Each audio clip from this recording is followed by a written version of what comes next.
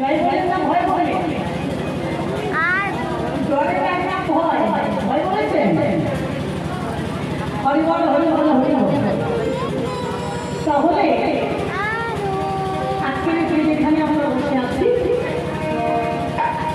সেই আসনটাকে সম্মান করব সবাই। এটা ভাবলে হবে না যে অমুক জায়গার গান যেখানে হরিনাম সংকীর্তন চলে ধ্বনি ধ্বনি ধ্বনি শব্দ শোনা যায়